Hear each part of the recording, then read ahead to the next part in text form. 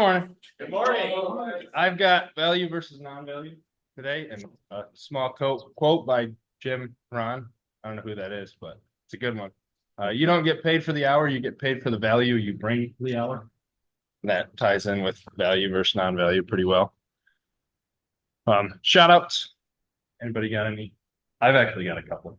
For shout out to Nick and Terry. They caught up and ran out of stuff to do Friday, which sucked a little, but good for them. Good job catching. Nick gave us a hand unloading everything, and then Chris and Nate continued cleaning, and Nate pretty much cleaned the whole laser himself Friday, so we can get back to steel this morning. So appreciate that. Any other shout outs? Shout out to Casey, Bryce, and Joe. And we managed to do a value stream map on my desk. Yeah. Not intentionally, but it kind of worked out that way. And Got sucked into the black hole. it was kind of fun to see how that process works, and it cleared up a lot of things that we had questions on. So shout out for that. Yeah, Friday in the meeting, Brian said, if you ever see the post-it notes, get worried. And I walked through his office and I saw the post-it notes and I was like, no. Anybody else?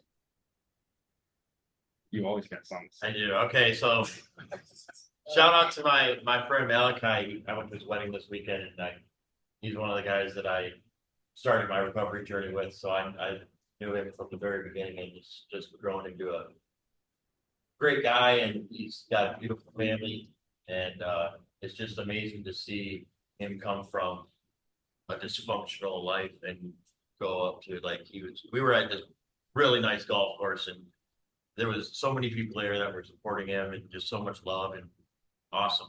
It was just an awesome weekend. And my boy for dressing up to the tee and looking good the whole weekend, and being all right in the game. And it was a good time, but I'm super proud of my buddy Malachi. Anybody else? Too late. I don't have. All right. What is value versus non-value? Value is everything that the customer is willing to pay for. It says the same thing in Arabic, unless you might have to read that for us. Non-value is unnecessary waste or waiting time, excessive transportation, or rework due to defects.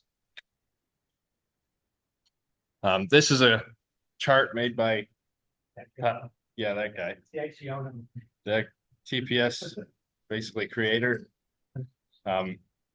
Waste not needed at all in doing the work. There's examples: time on hand, meaning less transport, stocking of intermediate products, changing hands, transportation, etc. And then non-value added work, same thing, kind of. Non-added value must be done under the present work conditions.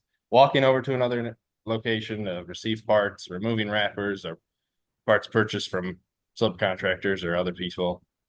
Removing parts in small quantities from a large pallet, handling a push button already in position. Here's a quote by same guy. That's him. And we are reducing the timeline by reducing the non-value added waste, which makes sense. Does anybody have examples of what you think non-value versus value would be? Inspection. Yeah. The majority of your work is non-value, unfortunately. No matter what you do, you're creating waste. That's the concept of it. So anything that's not literally physically doing something to change the product is waste, non-value, right? A customer doesn't want to pay for us to move a pallet jack. They're not going to pay for us to pick a bumper off the table and set it down. They're not paying Chris and Nate to pick the scrap sheets and throw the scrap sheets away, right? It's all non-value. There's no way to do your job without it. The idea is that you work to bring down the waste of it so that you're not, still things we talk about in wastes, right? Looking at your work setup, looking at the space you're walking, moving equipment, moving stuff around so that you're cutting back on the non-value. Changing wire and mounts. We have to do it, but it doesn't add value. Yeah. It doesn't, even if it's a non-value added like that, it's necessary, it has to be done. We're just trying to limit the transportation of it. So we used to have to go all the way up to get a box of wire. then all the way back down. Now we've got a spot downstairs where we can just go grab box and wires. Yeah. Bring it more regular, so we don't ever have to go up there and bring it down. I love that even more. Yeah, so that's like the steps of eliminating that non-value. It's still non-value, because you still have to walk over, grab the thing, physically change it in your machine, like Bryce says necessary, but it's still a non-value added item. Yeah. So the idea is to try to find a way to reduce those things. When you talk about improvements and continuous improvement, that non-value added space is a great space to like really attack, right? Because you're like, this is just completely no value, right? Yeah.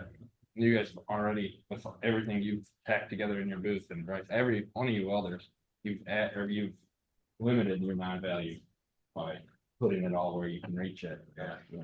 Limited movement. Yeah. Here's a couple examples that I just took quick pictures of yesterday. Friday.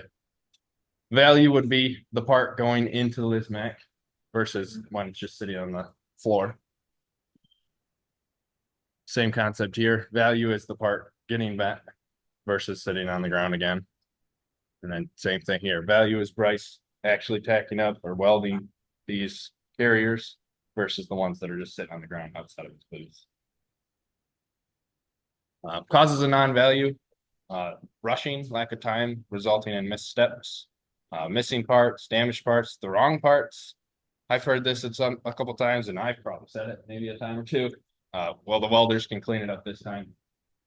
If we just don't do that and we do it right the first time, we'd limit all that non-value extra things that the welders need to do, or even up here in shipping. You know what? Powder coat will get it. All right, yeah. But those are a couple of non-value causes. Some solution is figure out the root cause, whether is it the laser that's adding an extra step of cleaning? Is it not cutting a great line or something? I got something that I actually noticed this morning.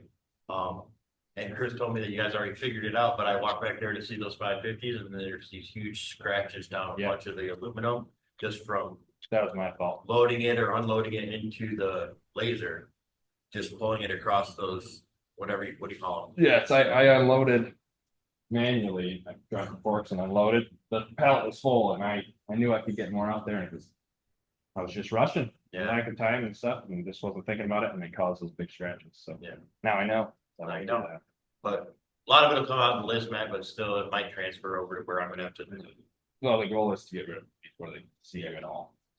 That's another thing I was thinking to minimize fork damage on aluminum, I've seen sheaths that you put over the forks, they're like, just like covers that'll make it softer on the. Oh, with the aluminum, we don't pick them up with the fork.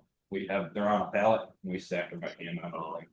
So it's not necessarily the forks, those forks that are hitting it, but. Another solution is don't over handle the parts, just like I created more handling of those parts, more stretch as possible. But don't do that. Any questions? Kind of flew through that. Well, All right. thank you, Bryce. Yeah. Good job, Bryce. Yeah. Everybody. Ryan's got tomorrow, Casey following day, then Cameron on Thursday, Tim Friday, Joel on Monday. And then meetings. Have a good day.